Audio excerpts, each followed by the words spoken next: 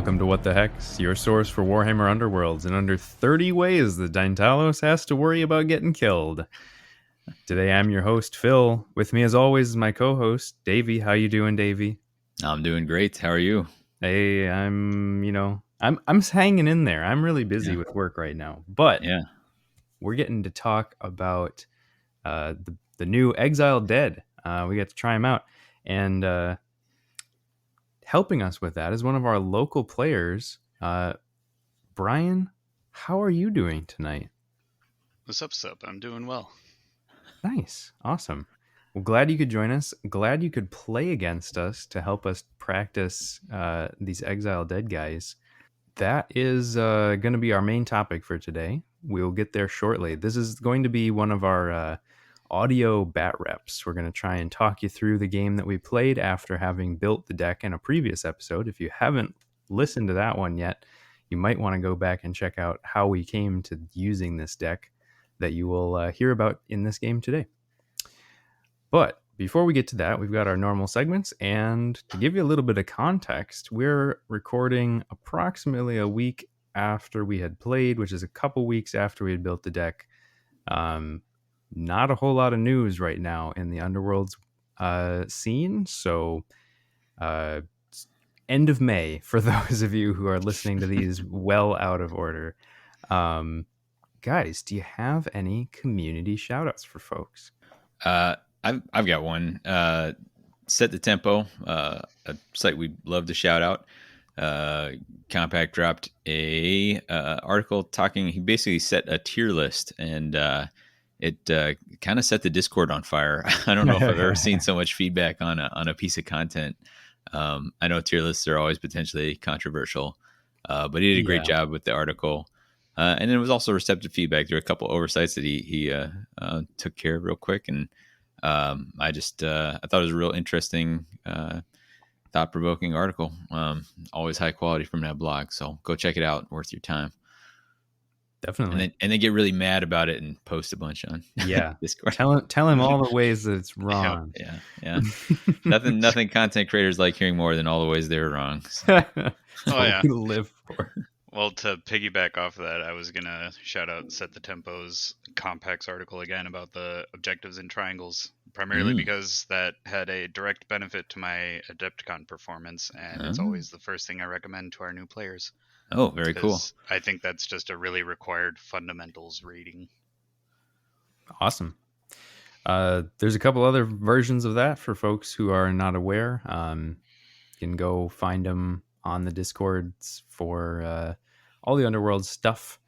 I'm not going to even try to remember all of the names of all the different blogs at the moment, but they're out there. And if you'd like a crash course in objective placement, there are a couple different very good guides. Yeah, we might be overdue for. I know our second episode ever was like a here's all the content that's out there sort of thing. Yeah, and at the time that was it wasn't all centrally collated or anything like that. But maybe we can try and even just like on an off week, we'll just drop like a 15-minute episode and have in the show notes all the different links to all the stuff we can find. So. It was so easy when you could just point people to Well of Power and just be like, it's all there. I don't know. But rip. Yeah. All right. Well, that's definitely some great stuff for folks. I have not really been keeping up with what's being released. I see a little bit of chatter in the Discord, but I haven't really been paying close enough attention. I have been doing a little bit of hobbying, just putzing around with both Starblood Stalkers and Hrothgorn, both of them running a lot of flip tech. Really would like to play some more. Hopefully this next league night I'll get out and actually roll some dice, but work is nightmarish right now, so we'll see. Brian, have you been doing any hobbying right now? And how about you give folks just a quick rundown of your background in the hobby? Yeah, sure. So I'll start with the background. I started playing 40K back in like 2008. Basically, I would always get grounded from video games, so then I had to find some hobby that I would have to do in my meantime. And a lot of things collected dust, and my friends were like, "Well, how about we play this game where the things you paint you can actually play with?" And I was like, "Oh, dope!" So then a box of noise marines, and here I am, all this time later, and collecting chaos. And yeah, 40K is my main game, but Underworlds has definitely been my competitive edge. It allows me to exercise that and not get so frustrated chasing the meta in 40K. It's a lot easier to do that in Underworlds and not have to break the bank on it. Yeah, I was gonna say it's a lot less expensive too. Yeah, like you started with Slaanesh. That was your first. Yeah, All yeah. right. Noise Marines seemed like the best deal at the time, and that was back when I picked things like, oh, this looks cool. It's gonna kill a lot of things. Like, that was sophomore year of high school for me, so or junior year, so somewhere in there. But yeah, so then I've been playing Warhammer, preaching the good word, trying to whisper chaos into people's ears, and then finally, now that we're all adults, air quotes, and have the big boy money, my friends have all taken the plunge, and like every one of them has fallen in love with a Warhammer property. Very few have taken the plunge into 40K. It's like, okay, so this is just for me then. Yep. And but one of those who took the plunge was Skylar, who was on here earlier. He has a fear of tape measures. He can't fathom them. And so he's just really big into board games. He has an enormous board game library. And I was like, well, this Underworlds games has always looked neat. The minis have always looked neat. And they have hexes. He's like, dude, hexes. And I was like, all right, well, let's buy this Beastgrave box and see what it's about. And they bought me Zarbag's Gits as a joke because I play Chaos, and they gave me the Squishable faction because I never got in on the Goatmen butts. That was never my jam, and so I learned to get good with Gits, and I think that's been paying off well for me. We weathered the pandemic together playing Underworlds, and then now we've come out of it, and we're thrilled with our attendance and our performance at Adepticon. Yeah. And it's been awesome to see the scene grow around here. Yeah, just getting everybody to drink the Kool-Aid. Definitely. Yeah, I think the joke was on them for buying you Gits. Gits is pretty good warband. That was also the heyday of objective holding with Temporary Victory, Breathless Prize. No. Sure was. And so Skylar was all in on Skaiths. Josh unfortunately had to learn not to love Eyes of Nine. And did he learn that? He still dabbles, but it's a love-hate relationship. No, he loves him some wizards, so he likes a faction that he can dabble. But yeah, so Gits were really informative, but it was like a plunge into having to big brain all of my strategies into a game that I was just going to take a passing interest to, kind of appease Skylar. And in order to give him like a good competition, I had to like big brain all my maneuvers and when to play cards with Restless Prize, Malicious Spirits. Yeah. And, so yeah, it was much more than I thought I'd be getting into, but yeah, over the course of the pandemic, I think you were looking for Mischievous Spirits. Mischievous Spirits. I was going to say. Mischievous, yes. But RIP again. Yeah. Good riddance is what you mean. Good riddance, but I'm loving some of this new tech that they're giving us. Ugh, yeah. Gorgeous. Yeah. I see a new age Fenway crystal now.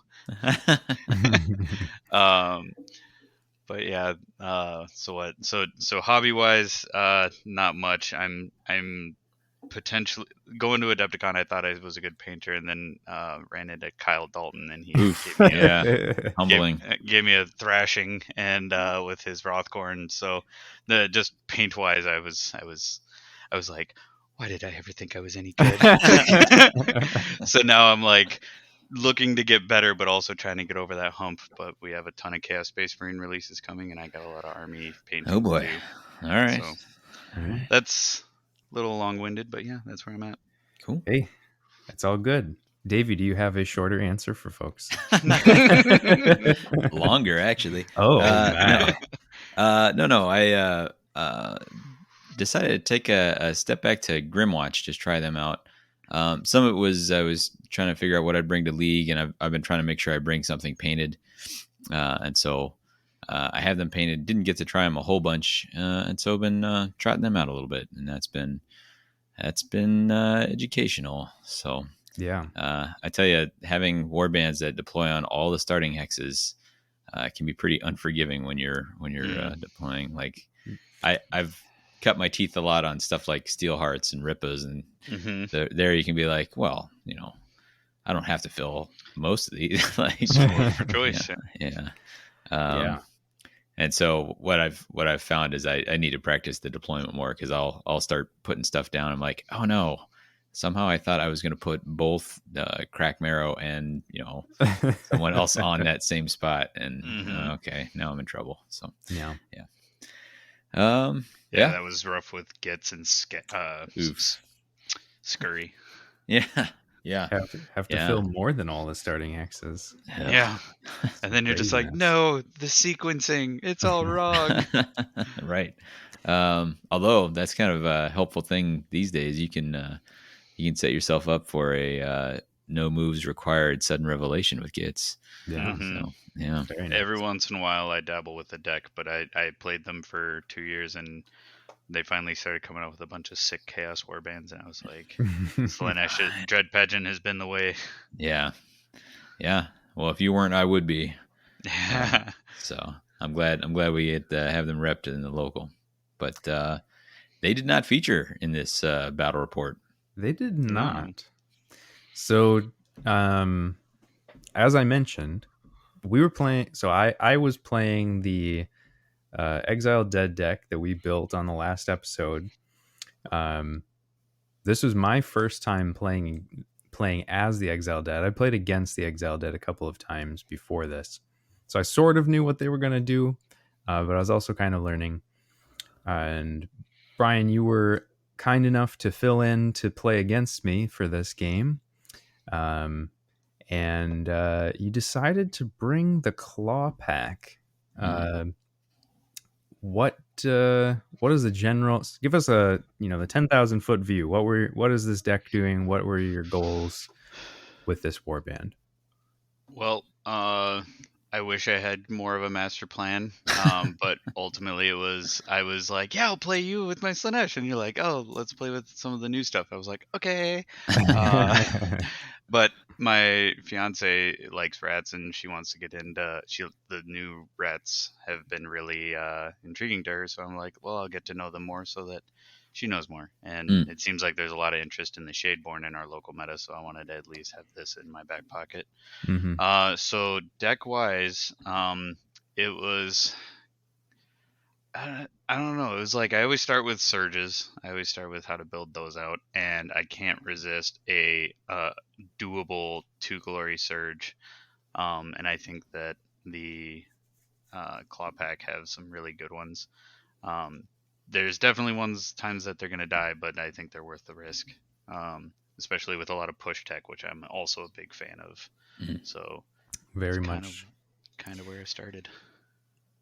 Yeah. All right. So trying to score stuff off of pushes, killing leaders, getting those high surge scoring. So is relatively high scoring deck then?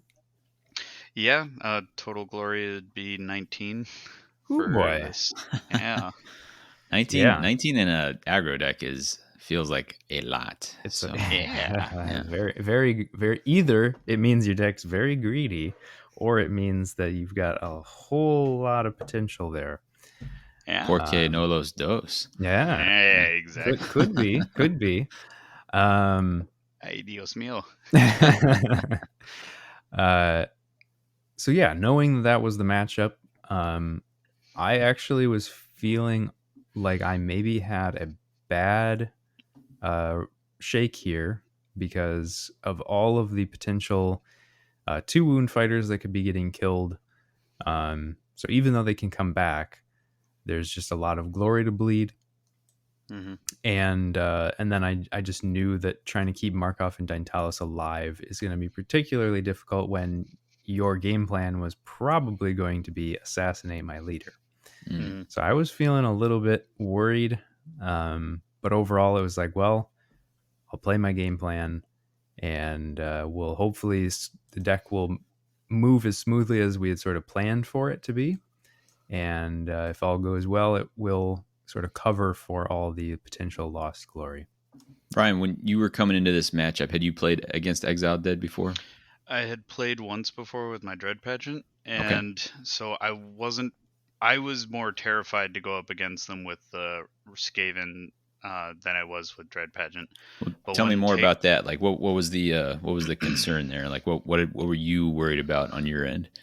whiffing attacks, but the main thing is that my biggest takeaway from my first game with them, which I did have the fortune to win, was to make the attack choice with the dance dynamic just unappealing. Like I didn't. I figured that if I could make it 3 or less attack opportunities and no more than that, then it would be opt not to take that action.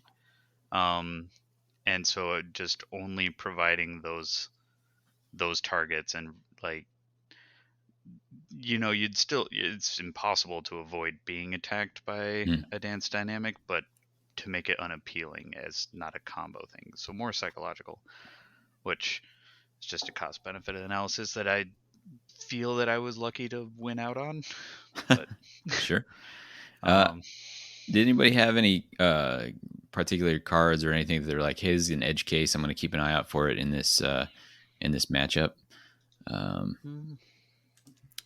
So I know that when we built the deck, we were sort of on like a little bit unsure about was Masters of the Abyss, just because, well, it's easy to hold 3 cover hexes. Taking that damage is potentially a big deal. Mm-hmm. Spoiler, it turned out to be a big deal. And then also we included some of these things for having move and charge tokens. So trying to make sure that those actually did work out as well as we had wanted them to. They should have been sort of automatic, but it was like, hey, let's test that theory. Yeah, and I was, I remember as we were building, I was a little leery because when we had played before, I found a little bit too much pressure to try and get that extra thing. Like it's like, man, is it worth just this 1 glory end phase to take this suboptimal activation here? Mm-hmm. So Right. yeah, fair enough. All right, so we're counting up on the roll off. Brian, are you hoping? I'm guessing you're hoping to be able to align the boards. Is that since you it would be your preference in this case, or am I wrong about that? I don't recall immediately, but I think I was probably hoping for orientation, because then I could decide whether to longboard or not. Oh, all right. Mm-hmm. And what makes you think a longboard's the play in this scenario? It's probably not, because like what I would have feared most is if the zombies made a wall that I couldn't leap over, but then they would at least be spread out and not grouped around one fighter. But being able to shoot gaps, but no, Yeah. I don't think I had much of a preference. What about you, Phil? I definitely wanted to be able to have the boards closer, just because I know that we need to be able to cover a lot of ground, and there are a lot of slow fighters. Because standing on objectives is the main goal here, and standing on objectives means that you care about where all those tokens end up, and if they're mostly really far away, could be a problem. Now, of course, we don't need a ton, but 3 is usually what we want. Well, that's interesting. To me, I would assume here that you prefer an orientation so that you can make sure that Deintalos is as far away as possible. And if you need 3, it's pretty hard for someone to keep you from getting 2 in your territory, and then you'll be able to place your own cover hex.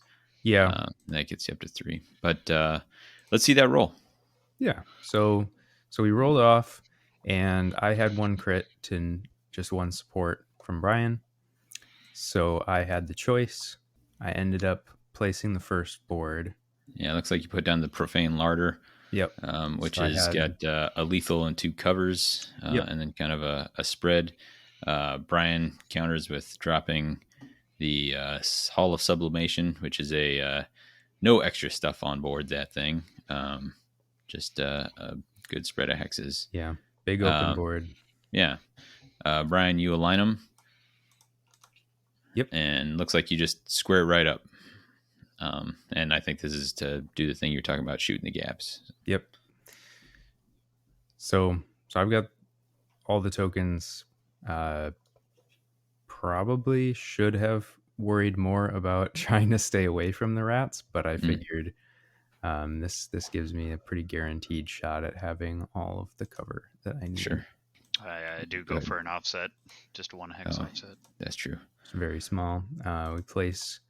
So the cover hex spread ends up being that I've got two. So I place the first one in the back of my board. Then Brian counters by placing one sort of in the middle of the board. So then I don't have a lot of choice other than to put it in the front row of my board, because the way this board works out is that most everything else on the back left side, I don't know if that if that'll make sense, but ends up being a lot of edge hexes. Yeah. So there's really no choice but to place it in the front row. And I believe at the time you had commented about wanting to sort of force me forward, right? Yeah. Yeah, I didn't want Deintalos or Markov to be able to sit at the back and sit on a objective I wanted to make. If you had goals to be on those, I wanted them forward. Sure. But you do have two that are relatively towards the back of your territory. And then also you're about to place cover hexes. So let's see where those end up. So I stick one right next to where I placed the first objective. So it's also fairly far back.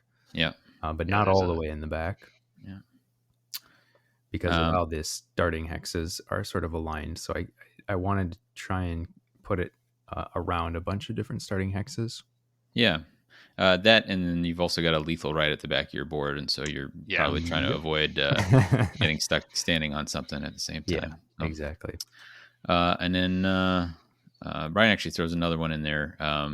So your territory is very heavy on feature tokens, but the rats don't mind them for the defensive bonus. But cover-rich environment. Yeah. So next up, you guys draw up. And once you're looking at your hands, Phil, what have you drawn into? I had drawn into Impending Doom, Alternating Strikes, which is make 2 attacks in 1 activation, and Masters of the Abyss. Okay. So at this point, I know I have pretty much guaranteed Impending Doom if I want it. Alternating Strikes should be fairly doable, and then because of all the cover hexes I have, Master of the Abyss feels quite doable at this point. Yeah. For power cards, I have Sparking Shuffle, so I can push 2 conductive minions to hexes. I've got Encrusted Key, which is an unfortunate one to get this early. Screaming Demise, which is always nice. Omega's Offering, which is not super ideal at this point in the game, but it's not like bad. It's mostly just that I didn't know who it should go on. Yeah. I've been including in Grimwatch, and it's been hard to quite figure out where it needs to go sometimes. They're like, well, I have a lot of people who could die. Yeah. So I was sort of like, well, maybe once I get somebody loaded up with some upgrades, I could place it, but I can get it early. And then Countercharge is the last one that I had, which felt like it would be pretty useful here in certain situations. I assumed I would be getting charged a decent amount. So, and I do remember Countercharge being like our last inclusion. So yeah, this is an interesting hand. So you got 2 surges and end phase, and then a lot of gambits. So you've got Easy Glory coming, but not really. I guess you Screaming Demise, you should be able to get out pretty quick. But yeah, none of the upgrades are really helping progress the game plan. They're just sort of there. So that's what I got. What about you, Brian? What'd you draw into? 2 surge, 1 end phase. So I got Way of the Lashing Tail, In Cold Blood, and Chum the Water. So way the So lashing tail. This is the 3 people around somebody for a surge of 2. yeah. Nice. Okay. So I kept that. Yeah. And then my power hand was Hypnotic Buzz, Screaming Demise, Duel of Wits, Center of Attention, and Ferocious or Face Gouger Fangs. So I kept that as well.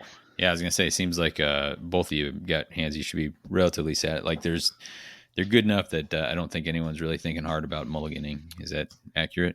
Yeah. It was Yeah. just like, yep, we're rolling. Nothing, All right. nothing to think about there. So deployment, we'll just kind of zip through that. It's one of these situations where we've got a big warband against a small warband. So Yep. looks like you know that the Clawpack is going to be done first. Phil, did you find any weird challenges with your deployment or any things that you're particularly happy about? I'm noticing Regulus is at the front and is actually in range to attack crouched. Yeah. If you end up going first, So which I think is a pretty clever play, because a lot of people will try to wait on that first activation. So you kind of put pressure to try to make Brian take the first. Yeah.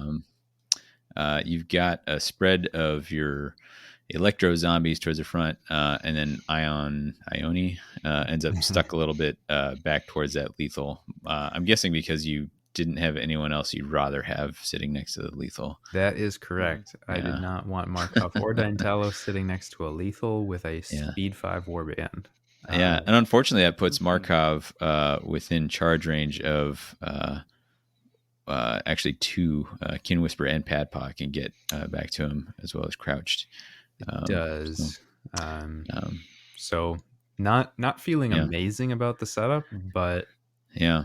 And Padpaw's got a line right out of the gate towards Deintalos. So there's how are you feeling about the deployment there, Brian? I was definitely nervous about Regulus, but otherwise I kept Skittershank towards the back. Sure. And felt overall good. I wanted to have my ranged fighters able to start slinging rocks at Deintalos. So I was feeling pretty good. There was a couple times where I think I wish that it had been switched around, but overall it worked out. Yeah. So the range fighters being Kin Whisper with his barbs, and is it? I can't remember. Is it Crouch? Skulk can lob that sling around. So, all right. So a roll off, and it looks like it goes to the rats, and you decide to. Who ends up taking the first activation here? Okay, I'm given the first activation here. Yeah. Okay. So I end up just starting with a swing from Regulus because it feels like, hey, I've got a chance for a free kill. Unfortunately, it's a complete whiff. So do nothing. Yeah. I even mentioned that this looked like a handy thing. I wonder, did you consider here the possibility of like maybe getting your wall up? Because knocking crouch down is nice, but making sure, yeah. And I probably should have. I just figured that it's like, hey, if I can just pick up a kill right off the bat, that's probably good. Except that's not how this warband plays. So it was kind of a wasted activation. Obviously, it feels different if I hit, but like, Was this a Markov puppeteer, or was it just a Regulus totally on his own? I believe it is a Markov puppeteer, and then we do move Markov up onto a objective. Well, it's just a cover hex. Yeah. Or no, feature, it is an feature objective. token. It is. Yeah. Point is, it can be flipped. So starting to just move him up, just so that there is, just start to get those hexes covered, because there's not really a good reason not to start covering those up when the main game plan is going to be hold 3 cover hexes. So we go into this power step. Yep. Nothing happening there. Okay. Brian, you have a target rich environment here. How are you deciding where you're taking your first shots? Well, it's about weighing when to make the dive for Deintalos. And so getting them more defensive to weather more of the storms inevitably when the zombie horde starts grabbing at them. So I do a ranged charge with Skulk in order to sling a rock at Deintalos and try and cause him to inspire and at least get something started on Deintalos. I forgot that his inspired side is the one with stagger, and I thought that I was setting up that as well, but Sure. it's on his inspired side. So, but if I remember correctly, his attack failed. Yeah. So you go for the charge, I go for a counter charge, and you actually duel of wits off of it. So this already feels really bad for me. So I was basically just counter charging to try and start that wall in the power step. Well, sort of the reaction in here, and try and add some support for Deintalos. But you getting 2 cards off of it sort of makes it feel like a negative proposition for me. So I moved one of the zombies up.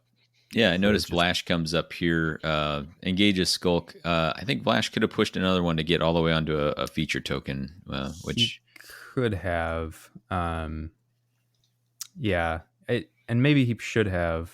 Now that after looking back at this, I was mostly just thinking that it's like this way, nobody can there's just more ground that has to be covered, and if they want to come into attack, then it's like they're surrounded. Yeah. Making pockets of the other advantage of getting on a feature token here, though, besides like negligible defensive benefits, is that with Markov already on something, if you get on there, then you're repping like you've got sudden revelation or on your way to ever downwards. And it puts extra pressure, like extra target selection pressure on the enemy, even if you don't have it. That's true. It's very true, and that is something that I would certainly have wished to have done. I think ultimately I kind of wasted that counter charge. But yes, the attack does ultimately miss. Deintalos does get pushed 1 hex because of the tie of the roll. So he is now standing next to a lethal, which feels very scary. Yeah. And into the power step. So at this point, Skulk has inspired. I go to use the Sparking Shuffle so I can push fighters. And push 2 fighters. I move Bolt up so that now I have 2 fighters. And this is actually just a misplay on my part because I kind of forgot that you have to either move all fighters or attack with all fighters when you're doing advanced dynamic. I was thinking, you can pick and choose. You definitely cannot. So thankfully learned that lesson, got it out of the way right away. This also helped me move Coil up to block. So I now have a full zombie wall. So the rats have to run all the way around to try and get to Deintalos. And this also sets up Impending Doom, so I don't have to move fighters to be able to score that in this next activation, but I did end up moving anyway because I wanted to get Deintalos away from the lethal. And so feels rough. It feels real rough because I ended up wasting a lot of resources because I was like, oh no, I can't move Deintalos and attack. So it was a misplay for sure, but I think it was ultimately the right choice to just move. And that meant Deintalos moves forward back to basically where he started, but on the cover hex, and then Ione moves up into one of the printed cover hexes on the board. So we're now covering a whole bunch of the cover hexes, and there's a solid zombie wall for the rats to have to try and run their way through. So I think an interesting count. Oh, go ahead. Misplay or not, from my perspective, it was like you got Impending Doom off of the rat that missed his attack, and then you moved. And to my perspective, I'm seeing there is a path, but it looks like an absolute trap to try and reach Deintalos. So it's like you moved him back into a corner, and you've used my rat in the wall with Regulus at the center, Coil at the entrance, and there's a big tunnel to if the rats are going to dive in there, they're going to become really easy fodder for the zombies to throw at, because I can't even make a ranged attack at Deintalos from this wall. So what I think an interesting game concept here is to point out. So the misplay here was the Sparking Shuffle. If you're going to move anyway, burning the Sparking Shuffle was a bummer. It is. Right. However, what you didn't do, like once Sparking Shuffle was spent, it was spent. So like it would have been sunken cost fallacy to be like, well, I don't want to waste it, so I'm going to attack. Like the correct play still was to get Deintalos into a safer spot and establish your wall, get him somewhere safe. So I like that you chose here. Like, okay, like I'm not going to get obsessed over the fact that this card got burned unnecessarily. I'm going to move Deintalos. I have a question for you here. Though you did move Deintalos onto a feature token, knowing that you have remind me the Masters of the Abyss. Master of the Abyss. Yeah. Yeah, so I'm covering up just to try and have enough coverage that if some of these little zombies die, that I can guarantee to score it. I know it's a risk because it's like, hey, he can just ping 1 damage onto Deintalos from scoring Masters of the Abyss. My hope was that the zombie wall protects me enough that the 1 wound isn't enough to swing the game. And ultimately, we'll see how that turns out. But at this point, I've scored Impending Doom. Yeah. And I draw into the Dead Unbound. So I now need to revive one of the conductive minions, which doesn't feel too unlikely at this point because now there's not a good way to get to Deintalos. Okay. We're in the power step. We get a really annoying center of attention. That's what I'm known for. Yeah. So he picks, I believe, Ione. Or maybe it was Markov. Oh, no, it was Markov. So you end up pulling back Coil and Regulus. So you break my wall. So there's now a clear shot at Deintalos again. And now it feels like, oh, my Sparking Shuffle. Now everything feels real bad. So we go into rats and what is the play here? Very confident Crouched goes bombing in. Yep. Yeah, because part of this is I'm also setting up Way of the Lashing Tail, so the more rats I can get in around one of the isolated minions is my goal. Yeah, that's a good point. And now I'm also attacking with the other minion to inspire him to give him more defense. Yeah. Mm-hmm. Yeah. You do end up missing, though. Yep, as I do. So Crouched and Skulk are both inspired, but have both charged into my territory. Both of them are adjacent to 2 fighters, all able to attack with Dance Dynamic. Yeah. So that's where we end up there.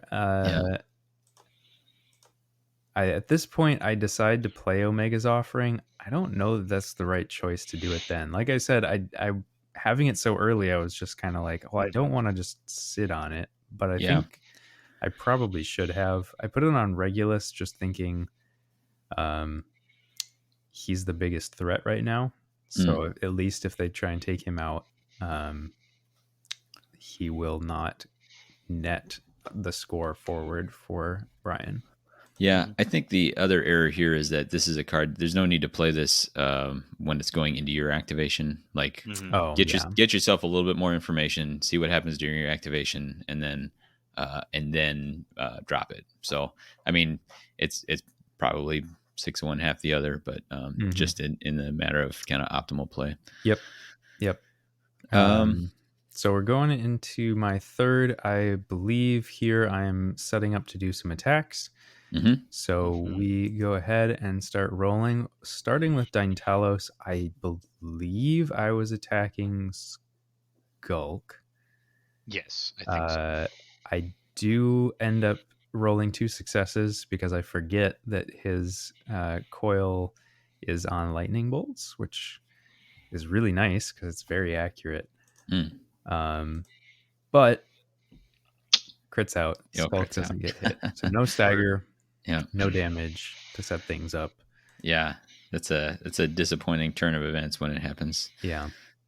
So then we start swinging with Bolt and Vlash to try and just get some damage going.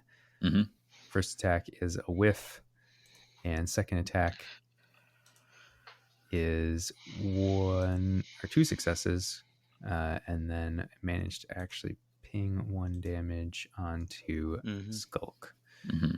So 3 attacks nets 1 damage on Skulk. Yeah. Feels good, but Hmm. It's tough on 2 dodge, and then yep, when the stagger doesn't go off on Yeah. top of that. very So, much so. Yeah.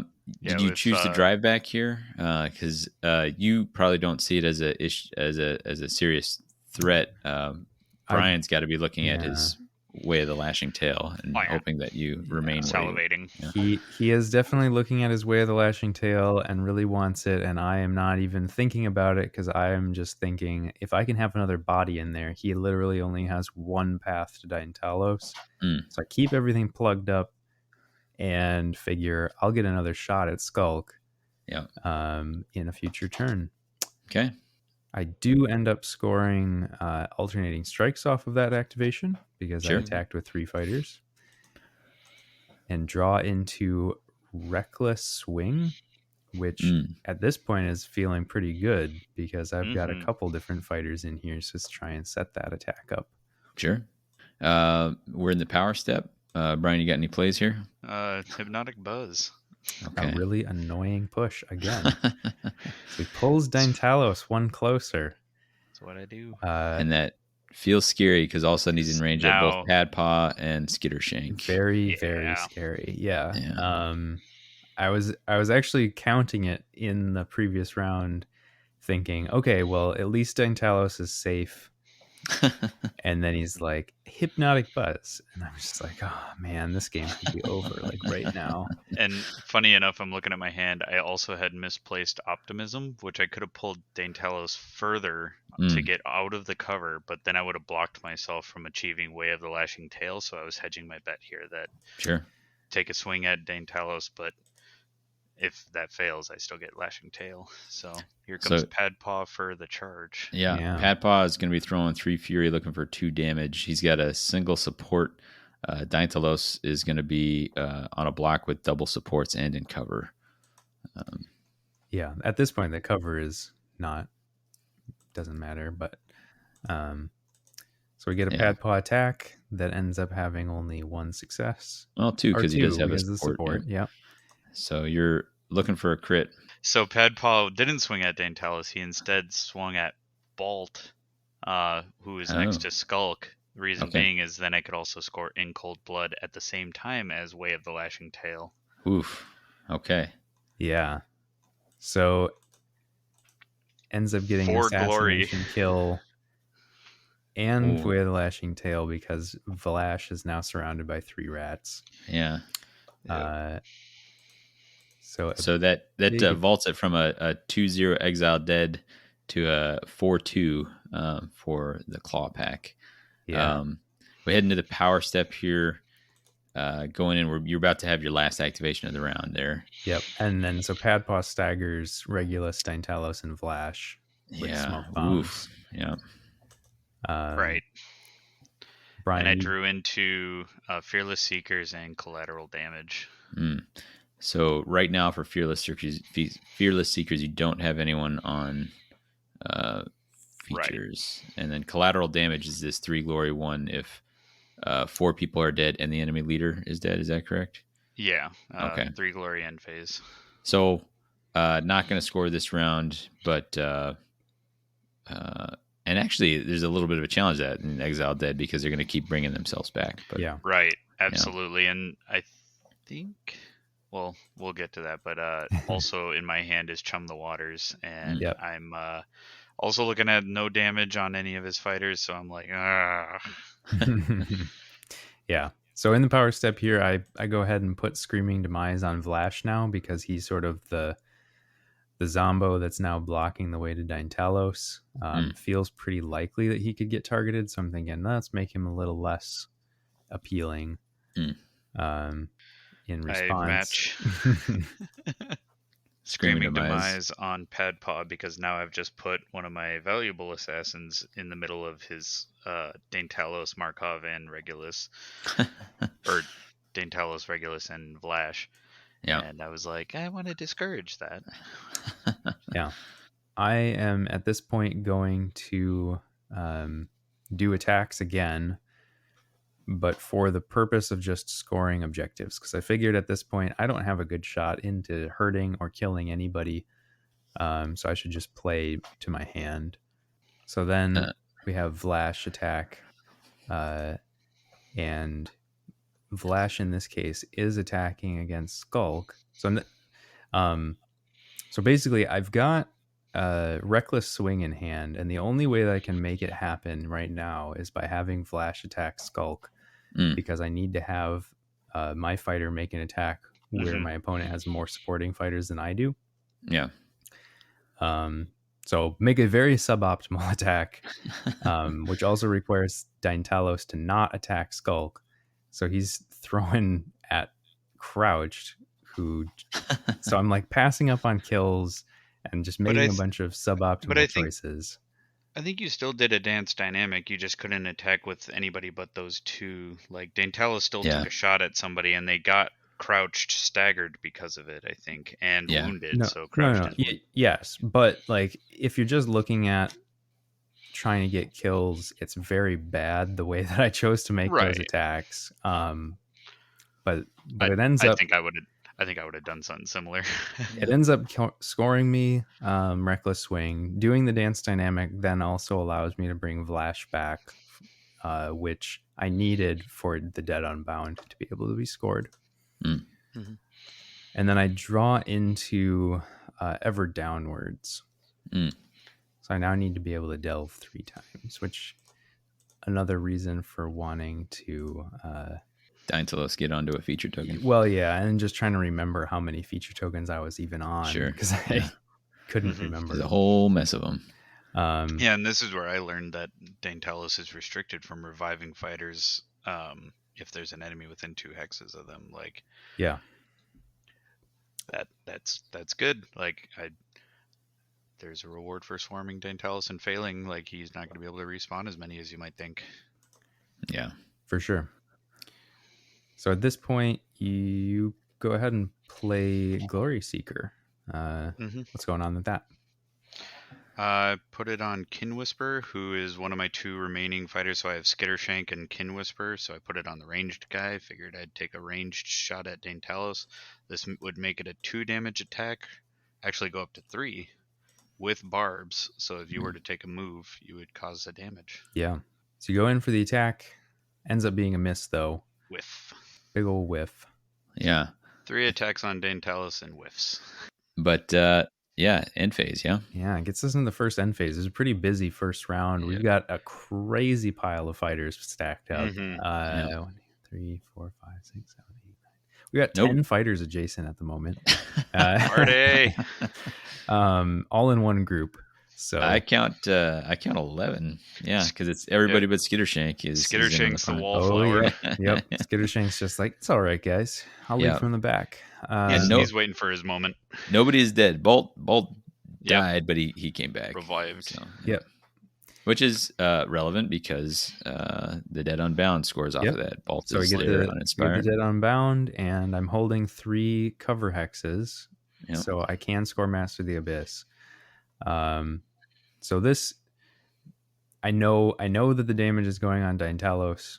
My thinking is that, well, I just got 3 glory, and Deintalos is in danger. He was going to be in danger no matter what. So it's sort of like, well, at least I get 3 glory out of it. So I draw then back up. I get Wasteland and Forbidden Lore, which feels really bad because now this hand is very low scoring. The score is ultimately pretty close. I do go ahead and throw the Encrusted Key on Regulus just to get it out of my hand. Yeah, I think that's fine. Regulus is resurrectable. It just has to be in a cover hex. Yep. He's got 3 wounds, so even if Markov dies... and he's currently got Omega's Offering on him already. Yeah, so he's not an appealing target. Yeah, not a terrible choice. You go up to 6 glory. And critically, because he scored first and Master of the Abyss, I was now able to score Chum the Water, where before I wasn't going to score anything. Oh no! Yeah. Ooh, that is so rough. the feel bads, and so That was wonderful. Interesting. Yeah. Yeah. So Ooh. a real potential downside there of having the Master of the Abyss. Now, of course, the timing there has to work out, but Yeah. um, felt really bad. So game's tied up.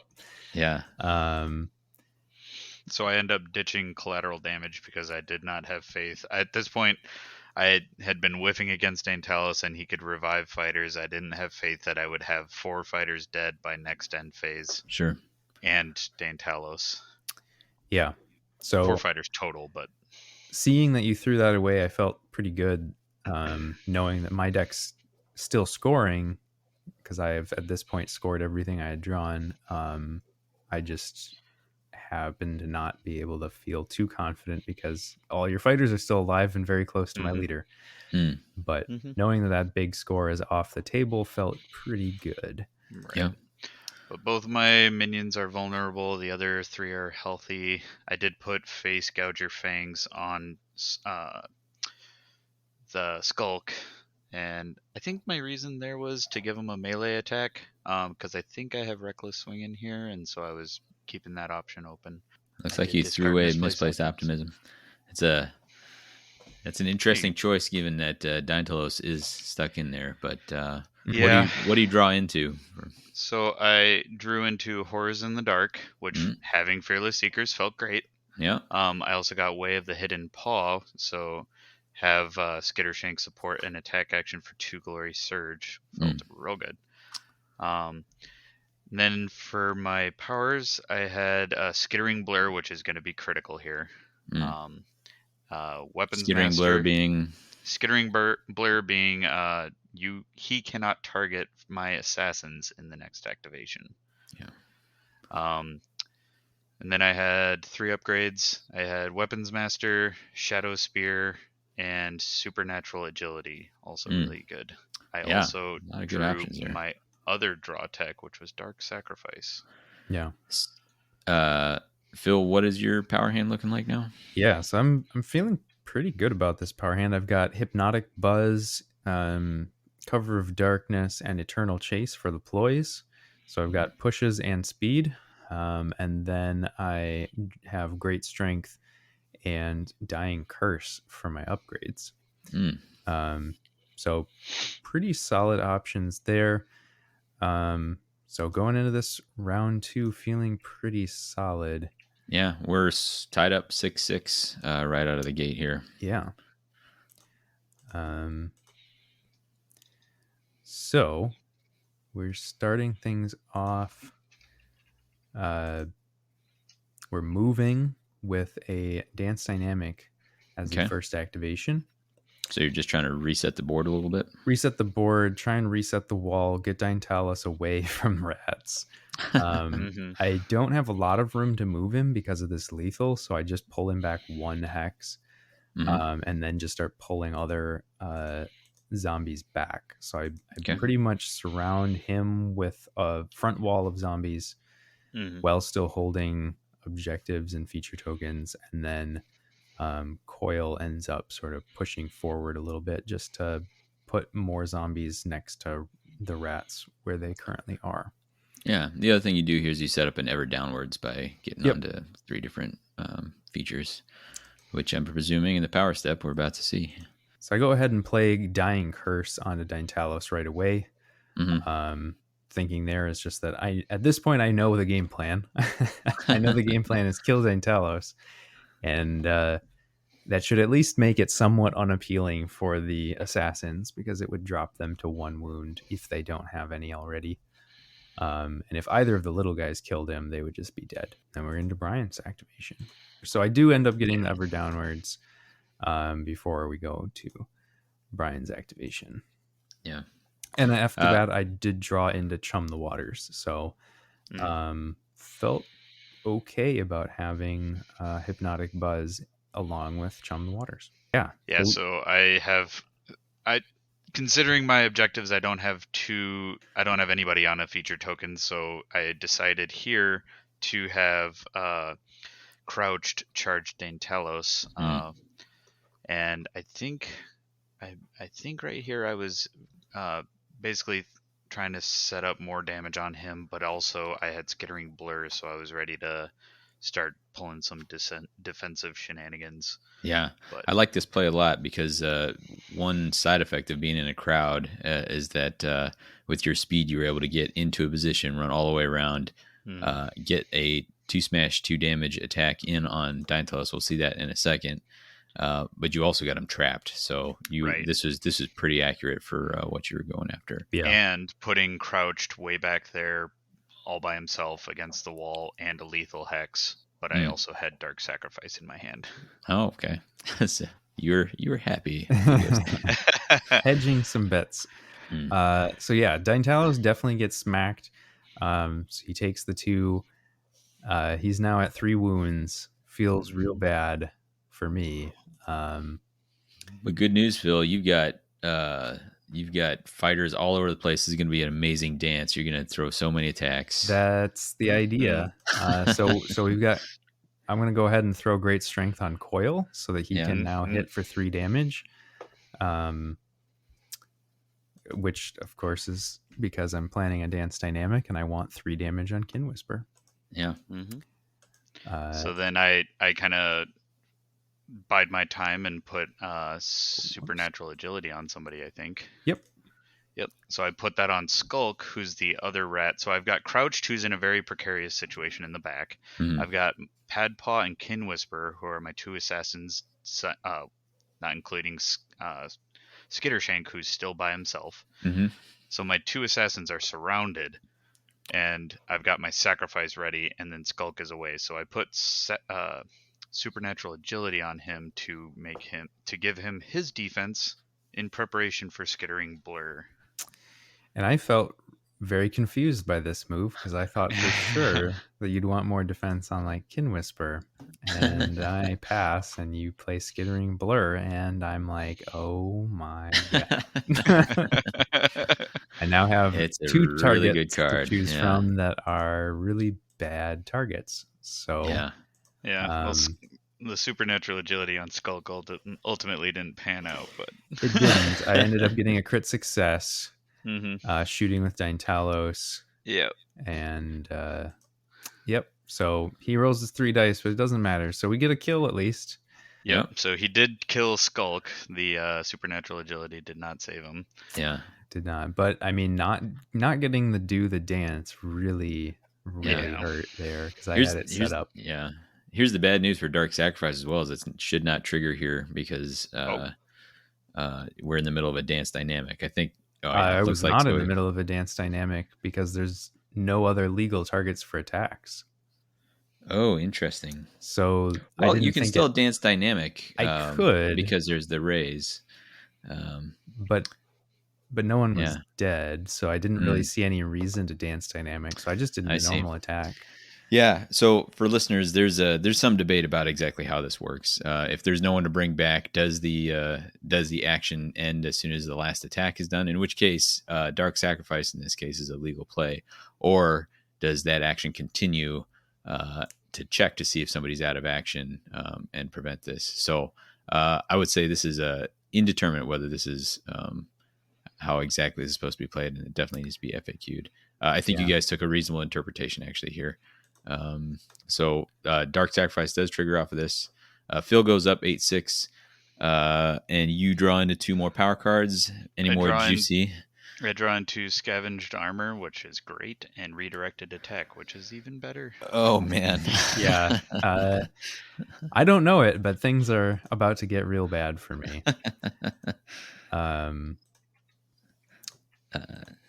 Kin Whisper comes in, second activation for the Skaven, lobbing a shot over the top. Yep, going after, trying to get that kill.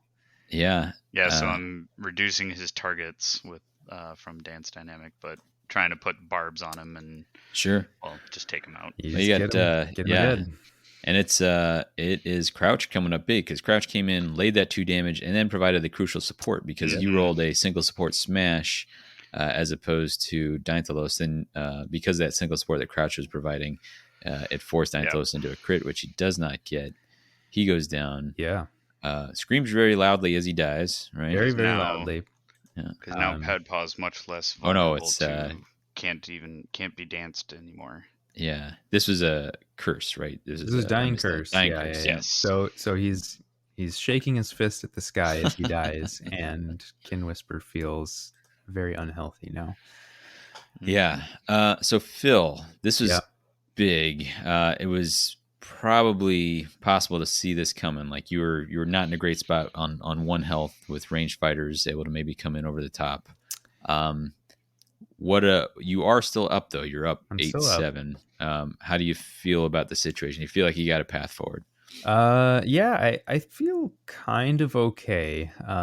So at this point I just decide, all right, well, you already killed my guys. I don't need to try and like set anything up. So I'm just gonna get some glory. So I use my hypnotic buzz now to kill Crouched Mm. by pushing him into the lethal. So I pick Not up gonna lie, I another. felt petty. I was trying to save it for Chum the Waters, but then I was like, there's not going to be any way for me to easily set this up right now. So I'm just going to get a kill and guarantee myself some glory. And my So- hero goes down. So I would argue like that is a tempting thing to do. Crouched is right there and he's got defensive tech on him, right? He was. Oh, the just skull. He hanging was just out him. So he's on 2 dodge. dodge, right? I'm thinking your next activation here is probably a Markov puppeteer, right? Yeah, I think. Yeah, I guess you didn't need to. Anyway, I think because you were already on 8 glory with 4 unspent, you weren't desperate to get more unspent glory, and so Crouch wasn't going anywhere. Crouch was sitting right next to a lethal. I guess he could have pushed away from it, but that hypnotic buzz is there for you for the rest of the round, unless you really think. But I don't think he's going to spend his pushes on that. I could be wrong. So in my mind, I think you hang on to that till later in the round. Make sure that there's not something crucial like I got to save somebody else, and then okay, I don't have anything more important to use it on. I'm gonna smoke this fool, throw him in the pit. Fair. Not terrible. I'm just it was a potentially better option. But you do throw him in the lethal, get petty. You're up 9-7. Get the kill. Scavenged armor comes out. So So I use that on Padpaw, who's the surrounded guy. Real jerk now. Sitting on 4 wounds on guard. Well, yeah. And it's kind of confusing because you guys are both running Screaming Demise and Dying Curse. So now the cards are like going back and forth. And you're like, which one is on somebody? And yeah. And at this point, we remember that my leader's dead. All of his fighters should be inspired. Yep. But yes, we go ahead and make some attacks. So I end up getting the kill on Kin Whisper with Regulus, just making an attack. This is a Markov, as Davey suspected. Puppeteer. So I get the kill there. So it was nice, just put him out of his misery kind of thing. Mm-hmm. And then I actually just put Markov on guard. That's pretty nice because Markov is sitting in a cover, so it has 2 dodge on guard with covers. Feels good, and Markov is pretty important in your game plan now because he's the one who's going to keep Regulus going. Yes, Markov also gets to inspire here. Yep. He should. I forgot to do that, but I believe you do. I think you do when it matters. I don't think it ever mattered. There it is. But I did do it eventually. Yeah. We end up getting Weapon Master now out on Padpaw. Yeah. So he's really stacked up. He's got lots of damage, lots of defense.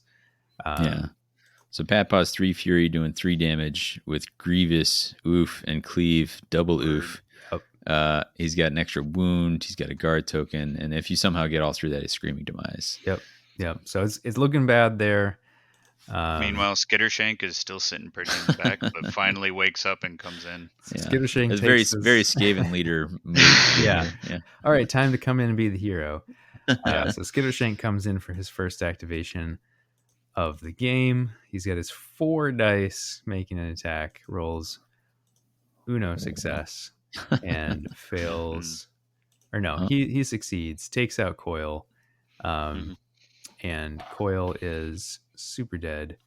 His Coil was tooled up with great strength and So this starts to feel a little bit bad. So I just don't have very many fighters. I realize at this point, because I'm like, well, I just need to get rid of Eternal Chase, and there's not going to be a good use for it anymore.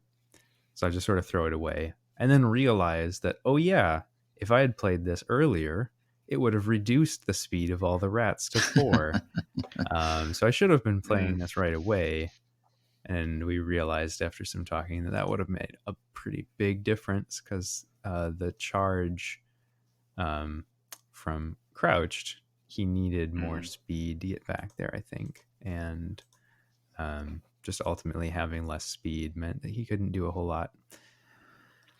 Yeah, at this point, I'm also looking at my hand. I have no pushes, and I have Fearless Seekers and Horrors in the Dark, and I wasn't able to make the attack on Coil with Skittershank into a cover hex or into a feature, or at least one that I was aiming.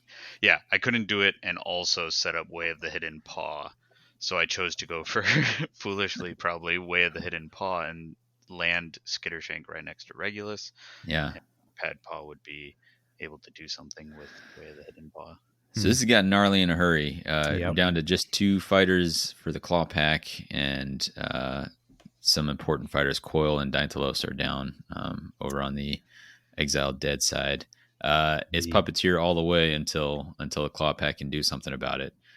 With your last one, you've got 2 possible targets. One is an unupgraded Skittershank, and another one is a wildly upgraded Pad Paw. Yeah. Skittershank has charged, but he's the more available. Is that the direction you go? It is. So I'm holding on to. So I have to do some weird maneuvering here, because I have Forbidden Lore. So I need to have everybody have a mover charge token. So I needed to manufacture a way to have Markov and Regulus end this round with a move or a charge token. So Markov actually ends up charging. The hope is that somehow between Markov or Regulus, I can actually hit Skittershank and knock him into a cover hex, since he's already charged. So that I can then pick up Chum the Waters. Okay. So we start with Markov. He ends up managing to do it on his charge. So he puts 2 damage down, knocks him into the cover hex. At this point, I've got options, but I need to move and charge with Regulus. Well, move or charge, and I figure a charge is better than a move. So I ended up charging onto a cover hex. So basically, Markov and Regulus kind of just like do a little dance and switch places. And so Regulus is then attacking the on guard Pad Paw, which does not go particularly well. Low probability. So it was interesting. In this case, this was actually right when I hopped in to observe this game. And I remember seeing this mirror and going like, Phil is crazy. Like, what is going on? Like, he had a chance to maybe kill Skittershank because you'd laid 2 damage on him. It's true. And he ran, but it makes sense now because I couldn't see the objectives in your hand. So this gave you some, if not guaranteed, close to guaranteed glory between. And with this attack action, Markov pushed, like you said, for Chum the Water, Skittershank onto a cover, which is, and now Regulus backed up, providing Pad Paw with an access to the cover hex right next to Regulus. Yeah, which opens up Fearless Seekers and Horrors in the Dark. Yeah.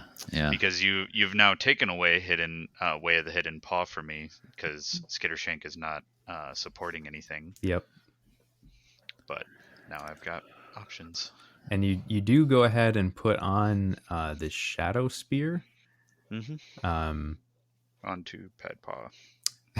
Of course. So now Pad Paw is holding a 3 smash, 2 damage cleave attack, but he has to be in cover to make the attack action. 3 damage because he's a weapon master. Well, yeah, and then he's also got Weapon Master to pump that even more. Don't mind me. And he uses that spear to great effect. I think taking out Markov. Yeah, so Markov gets got real good. Now it's feeling real danger zone for the Exiled Dead. Yeah, we are really in the danger zone here now. That spear ends up doing work in round 3 too. So we'll see this one again. So I am now just down to zombies that can't be revived. Feels really bad. I got Horrors in the Dark. Yeah, he scores Horrors in the Dark after the charge, which ties the game up again. This is like the 3rd time that we've had a tie. And And I drew into Unsurprising Fate, which is have a friendly minion out of action for the Yeah. end phase. Yeah, So so feels pretty feeling good. bad. But we'll go into my scoring. I managed to pick up Wasteland, Chum the Waters, and Forbidden Lore, which feels really good at this point. I felt like the picking up Chum the Waters especially felt like a really lucky thing to be able to do. Hmm. So a 4 glory swing, I'm feeling great about that right up until the moment that Brian actually scores his stuff. Yeah, so then I scored. So he just scored 4. I score 3 here. So still very tight. So it's Yeah. 14 Phil with Exile Dead and 13 to me. And this here's an example of one player being ahead in the score, but another player Mhm. being way ahead in the board state. Yep. Phil's got he's got Regulus, who's still inspired, which is nice. Regulus is also hanging on to the encrusted key and Omega's offering sitting on him. So Yep. Mhm. even if Regulus goes down, that's kind of a keep pace sort of situation. Uh, Vlash is out there with Screaming Demise. Ion's just doing whatever she's doing. She's standing just there. taking up space, man. And Vault is no longer even inspired, but he's out there as well. Yeah. And so the problem here is that Skittershank can go down with a 2 damage. He's 2 wounds to kill him.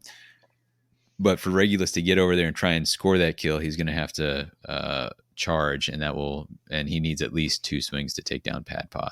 So the chances that Regulus can do all that before he dies are pretty low. It is But very bad. yeah.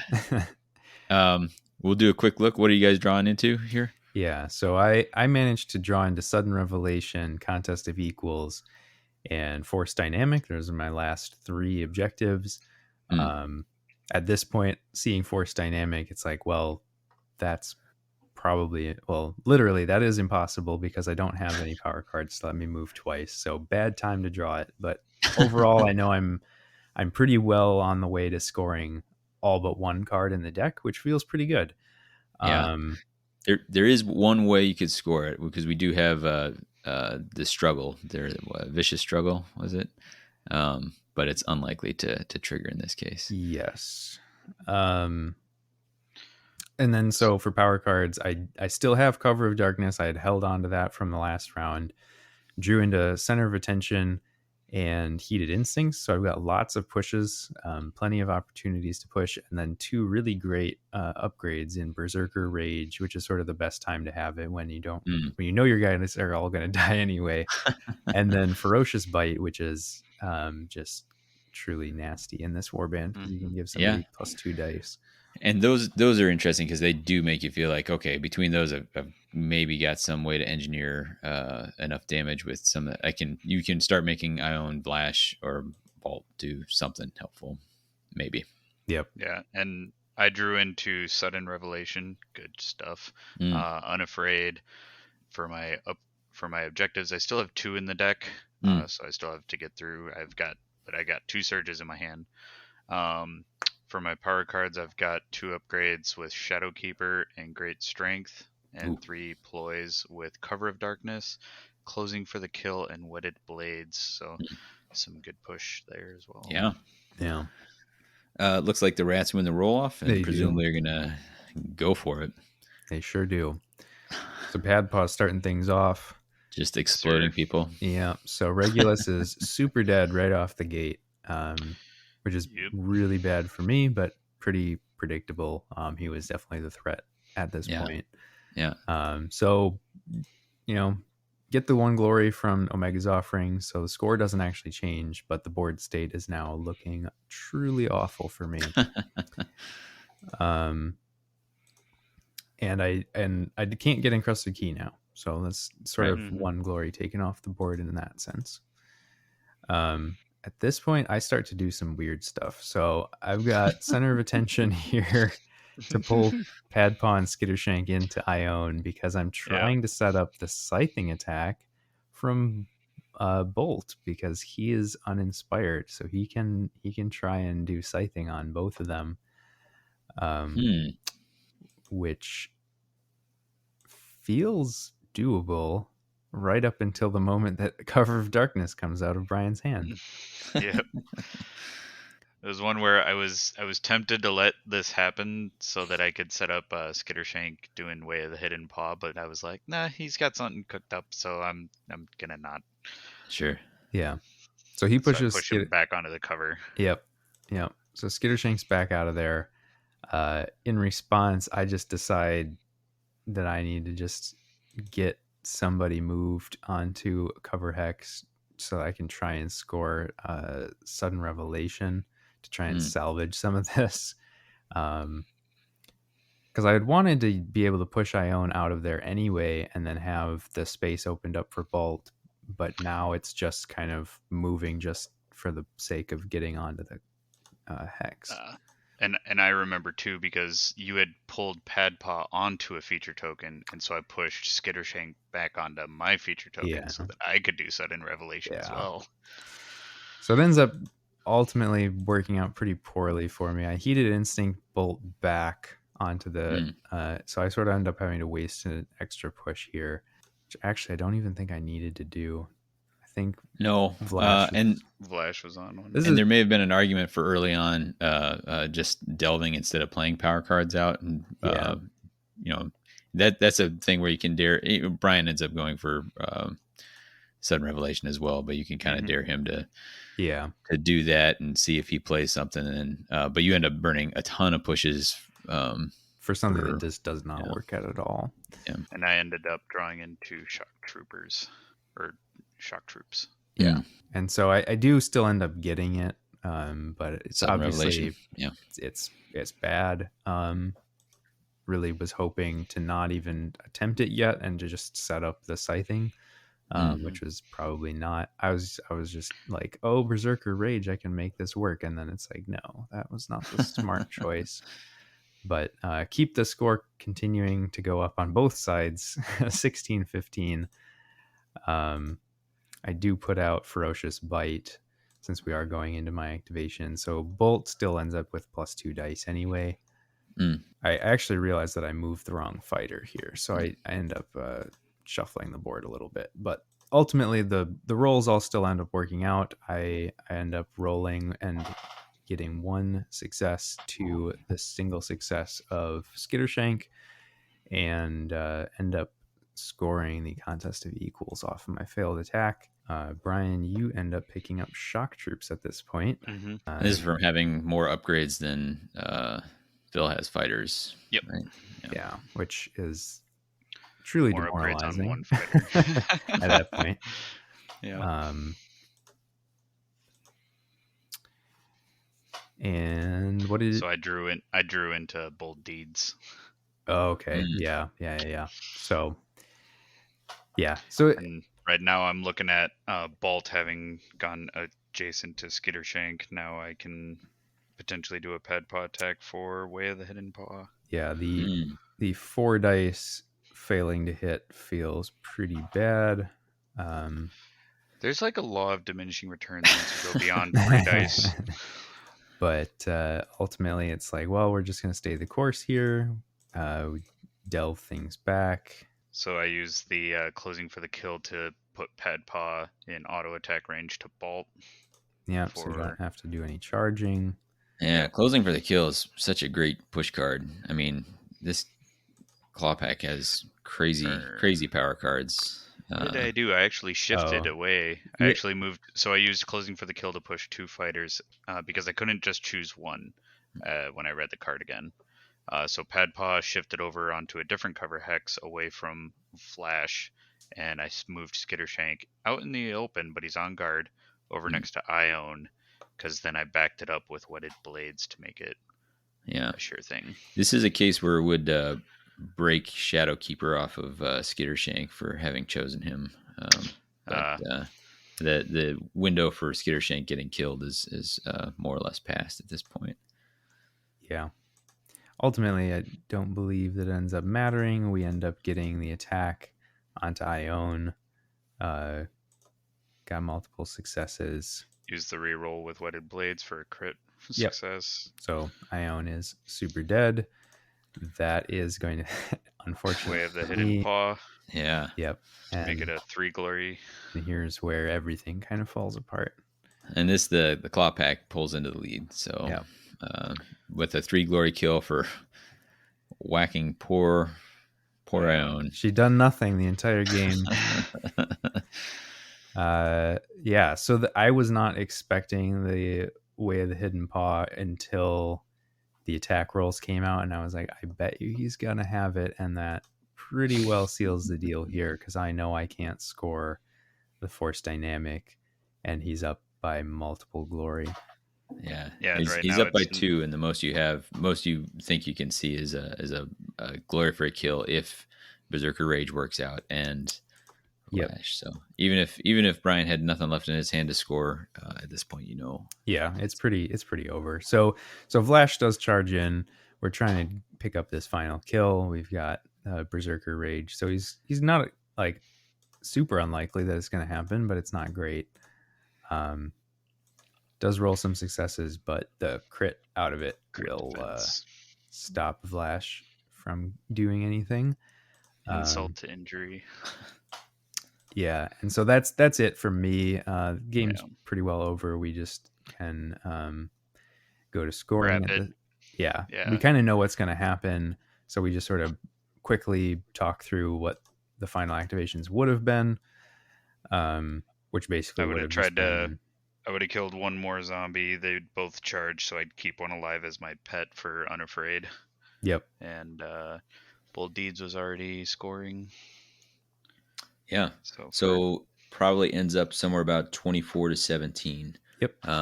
In favor of the Clawpack, which, given how close it was throughout, yeah, the whole way it was 1 point difference or tied.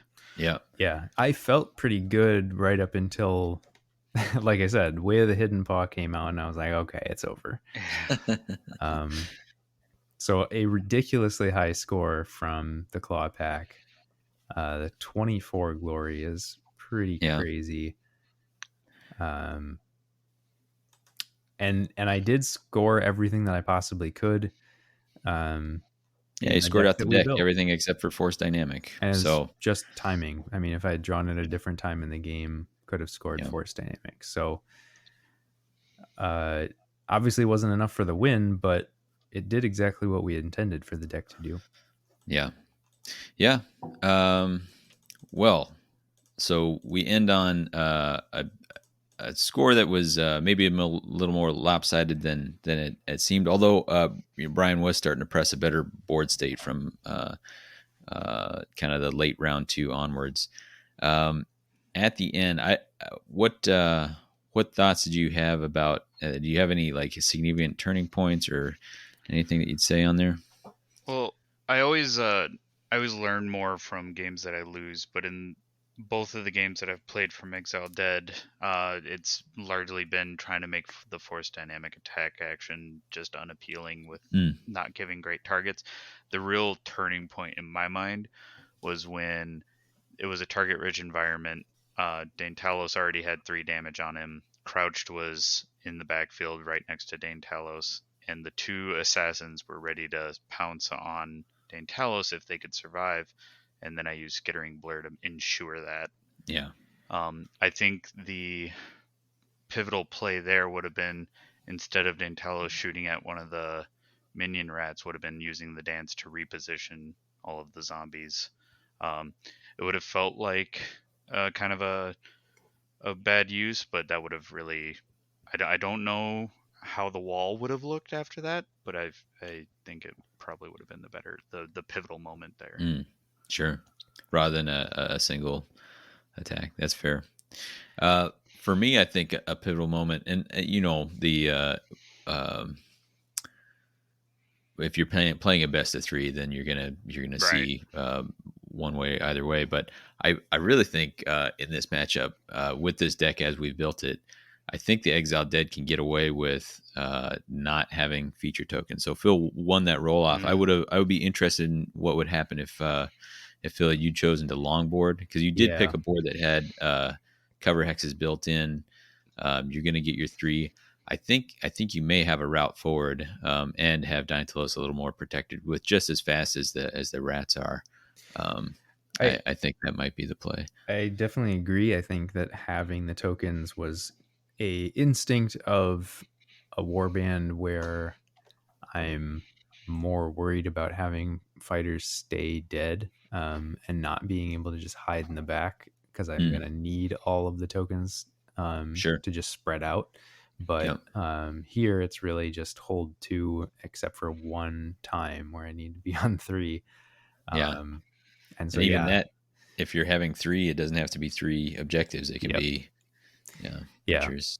So I think you're right. I think especially in this matchup, longboard is would have been better, and or at least a full offset. And Yep. um, that lethal hex I think was actually a bad thing for me to have. I was thinking like, okay, I can have Mm. these extra cover hexes printed, but It's funny you mention that because in the game that you and I played, where I was playing Exile Dead, you killed Deintalos with yeah, the push a leader two. You yep, know, we're I it was sure looking real did. nasty, and then you're like, oh, hold on, why don't Yeah. you just walk into a lethal Deintalos? Yeah. And Well, oh and god, funny enough, it was definitely a detriment to you for movement. You were very afraid of it, but I was the one that took damage from it with crouched. Yeah, but I mean, for you, it hardly matters, right? Like Sure. as the aggro player, your Right. positioning around No, it it is was less yes. impactful. So I think sort of would have definitely positioned the boards differently. Probably wouldn't have even played this board if I'd play it again. I think I think there was a number of times where I probably wasn't positioning with enough forward thinking for the Mm, zombies, where it was like, oh, I'll just move them forward onto cover hexes, when I should have been thinking more about like in the future, once he moves his fighters, am I going to have attacks lined up? sure. Um, which I think goes to show that this is a fairly complex and heady warband. I don't think you just pick Mhm. it up the first time you're going to play it and get everything right. Yeah. Mhm. Um, although I did feel pretty good about the deck. I think the deck played very well. Um, I'm never going to feel badly about scoring 17 glory. It seems pretty good to me. Yeah. I just couldn't stop enough of the glory bleed on the other side. Mm. Um, so, with that being said, I think if anybody would want to try something like this, I think you definitely have a route forward, but you were going to need the reps, I think, which Mhm. I definitely don't have. Any thoughts on your end, Brian? Any cards that you were like, it shouldn't have been in there? Or, Redirected attack, like coming from shared pain, redirected attack is a step down. I think it's going to be critical in some matches, but this one it was a dead card mm, because it came after the minions were dead. that's an Or I interesting point. Yeah. I didn't have them in I didn't have crouched and ranged, and he got by the lethal before I could do something with him. Um, but I don't think it's a bad card. I still think it's definitely worth taking in a lot of uh, initial builds, and then if you filter it out as the 11th card, then I don't blame you. Um, the Skittering Blur is a must take. I was looking at Dark Determination, and I'm like, should that have been in here? I have Ferocious Bite in here also, and I'm Remind me, Dark Determination. surviving friendly fighters other than your leader have the assassin keyword, so that could play with Skittering Blur, making nobody targetable. And then +1 dice to friendly assassins ranged 1 attack actions that target a leader. This effect persists until the end of the phase. Worth experimenting with. I think it was a fun matchup. I think we agreed going in. We're like, this might be tough for the Exile Dead. It's one of those things where like one warband really wants to do a particular thing, and the other warband is really scared of that thing happening. Yes. And so but it's a fun like because you both kind of know like here's a real pivotal piece. And it was neat that the surprises were some of the things like Lashing Tail, where you had the 3 around 1 fighter. Mm-hmm. So you ended up with like Yeah. the 4 glory activation. That felt real big and It all that. definitely So, felt like those two surge objectives are kind of like an unspoken power with this, especially mm, if you already like bringing push tech, which I big fan. mhm. Those really seem to close the gap because I went into this thinking that the Exile Dead have this and I need to play better. Mm. But it did work out. All right. Well, any last thoughts? I don't think so. I think that's pretty good. Some first impressions, covers our deck really well, shows some of its strengths and weaknesses, hopefully. Um, so I think that pretty well wraps it up for me. Sure. Do we have like I do have some thoughts on Exile Dead because I Yeah. see them getting a lot of hate. So one of the things that a lot of people are complaining about is the reaction windows and not Mm. being able to make reactions during Puppeteer and the dance dynamic. Hmm. And one of the things I like to do is me and Skylar go back and forth on a lot of things. And I think one way that it makes feel bads is that people feel like that makes reactions dead cards now. Like, Right. um, I think, yeah, and that's where I think we can try and find some common ground in order to create a compromise. Um, but the thought I had was that you allow reactions during the puppeteer action, but not during the dance dynamic. Mm. Because in my mind, that also has a narrative explanation that the zombie horde is overwhelming you all at once, and it's hard to make reactions in that time. Know Sure. what the right reaction is to make at that time. And whereas the dance dynamic, there's just two guys moving. So, Yeah. uh, so I think that would make it a lot more interesting, and it allows for a lot more counterplay.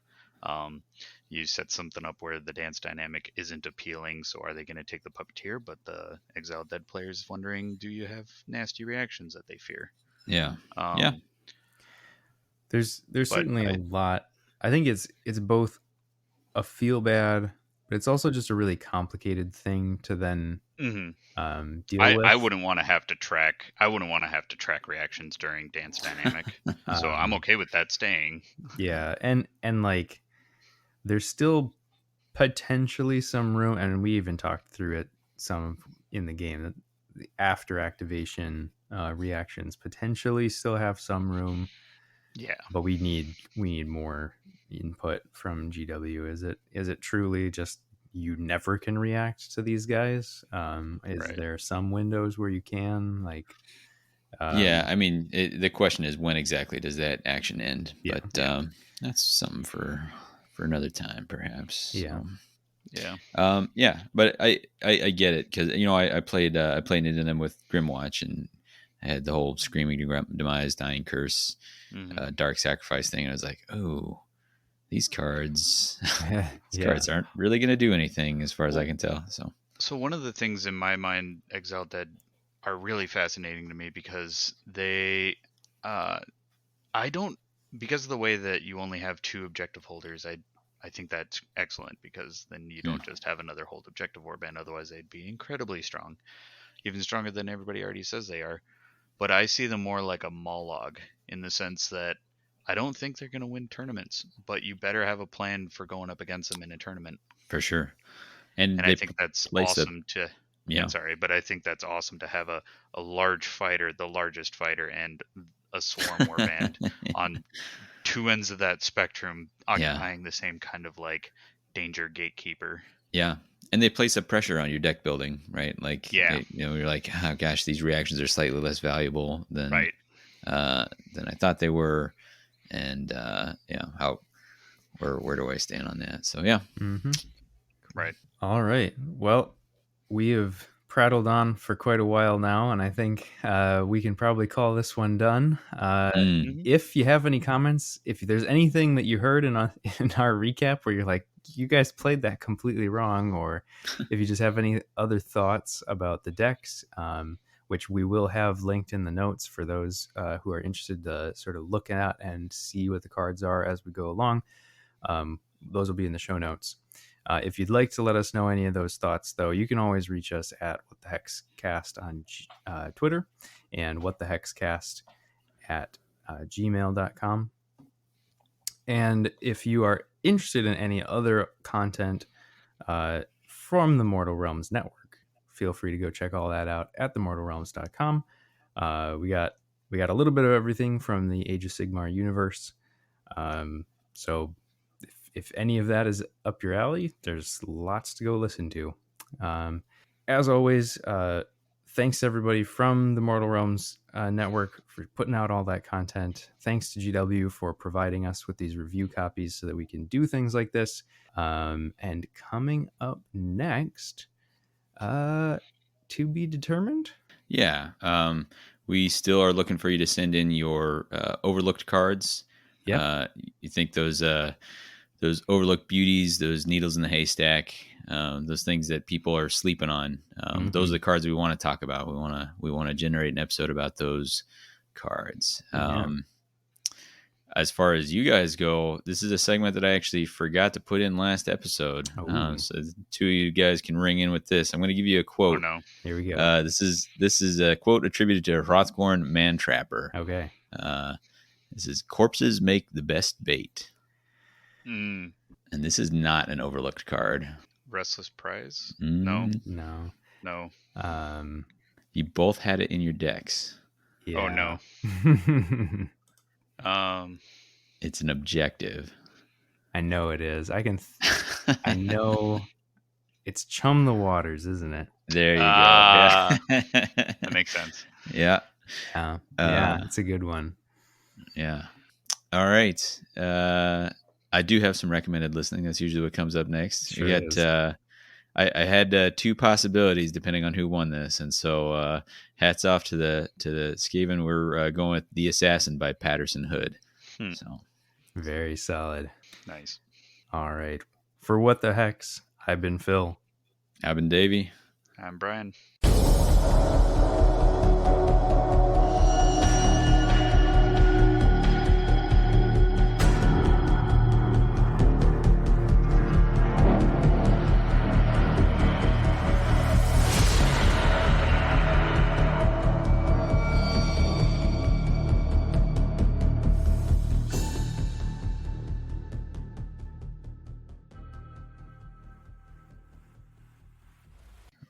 Rad. Oof, 19 glory. You saucy. Mm-hmm. Yeah. Two glory surge cards. I can't. They're really hard to pass up. I'm trying best not to have my coffee sips come across on the audio. Just long drawn out. Maybe we'll save that for a specific moment. It's just ambiance. Don't worry about it. Yeah, there was a moment of panic there. I'm like, oops, there's a spill. I know electronics are fine because it's not that much, but what cards do I maybe have out? No. None, thank God. Yeah, I'm just trying to think of what my intro tagline will be. Wouldn't worry about it too much. Hey, it's I thought Ned Flanders, hi diddly ho, neighbor. Or what's the guy from that 70s show?